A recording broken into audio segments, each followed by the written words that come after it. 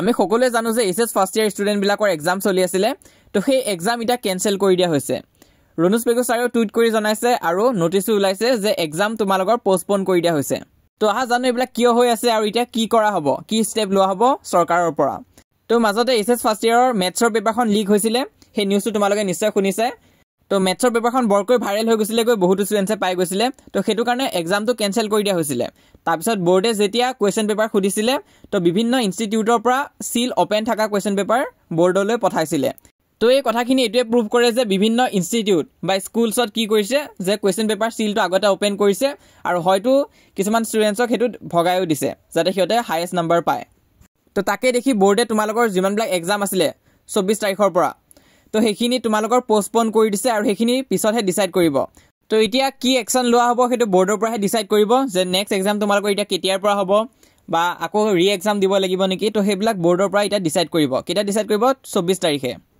তো এনেকুৱা নিচিনা কাম চলি আহি থাকে বিভিন্ন ইনষ্টিটিউটে সেয়া কৰে সিলবিলাক আগতে ওপেন কৰি লয় হয়তো কিছুমানে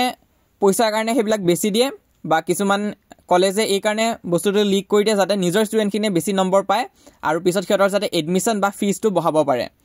তো ময়ো কওঁ যে বোৰ্ডে তেনেকুৱা নিচিনা ইনষ্টিটিউশ্যনৰ এগেইনষ্টত একশ্যন ল'বই লাগে কাৰণ এনেকুৱা কৰিলে যোনবিলাক ভাল ষ্টুডেণ্ট হয় সিহঁতেহে ছাফাৰ কৰে তো ইয়াত তোমালোকে চাব পৰা ৰণুজ পেগু ছাৰে আকৌ নতুনকৈ টুইটো দিছে যে Assam state education board has suspended the affiliation of 15 private school 15খন প্ৰাইভেট স্কুল তেনেকুৱা ওলাইছে এক্ৰছ 10 ডিষ্ট্ৰিক্ট 10খন ডিষ্ট্ৰিক্টত ওলাইছে for breaking the seal of class 11 mathematics question paper before the scheduled time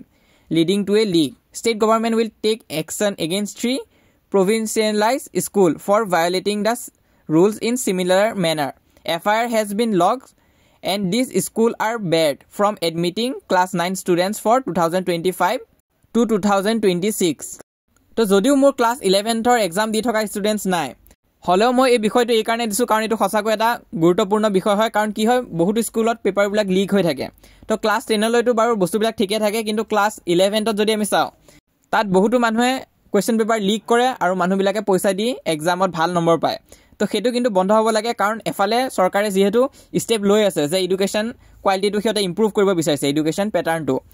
তাতে আনহাতে কিছুমান এনেকুৱা এডুকেশ্যন ইনষ্টিটিউট আছে যাৰ কাৰণে আমাৰ এডুকেশ্যন সিস্টেমটো আগবাঢ়িব কেতিয়াও নোৱাৰে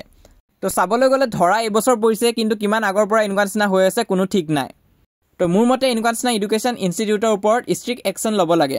আৰু তোমালোকৰ অপিনিয়ন কি হয় ইয়াৰ ৰিগাৰ্ডিং কমেণ্ট কৰি জনাবা আজি এই ভিডিঅ'টো কোনোবা যদি এইচএছ ফাৰ্ষ্ট ইয়াৰ এক্সাম দি থকা ষ্টুডেণ্টে চাই আছা তেনেহ'লে হোৱাটছএপ চেনেলত জইন কৰিবা তাত আমি যিমান পাৰোঁ তোমালোকক সহায় কৰি যাম আৰু এইচএছ ছেকেণ্ড ইয়াৰটো নোটছ কুৱেশ্যন পেপাৰ দি আমি তোমালোকক যিমান পাৰোঁ সহায় কৰিম তো এইটো কাৰণে জইন কৰি ৰাখিবা বাকী ক্লাছ 9 আৰু 10 ষ্টুডেণ্টছৰ কাৰণে অলৰেডি গ্ৰুপ আছে তো সিহঁতে জইন কৰিব নালাগে তো এইচএছ ফাৰ্ষ্ট ইয়াৰ ষ্টুডেণ্ট কোনোবা যদি চাই আছা তোমালোকে জইন কৰিবা আৰু মোষ্ট ইম্পৰ্টেণ্ট আমাৰ এই চেনেলটো তোমালোকে ছাবস্ক্ৰাইব কৰি ৰাখিবা আমি আগলৈও পাৰিলে তোমালোকৰ কাৰণে ভিডিঅ' দি যাম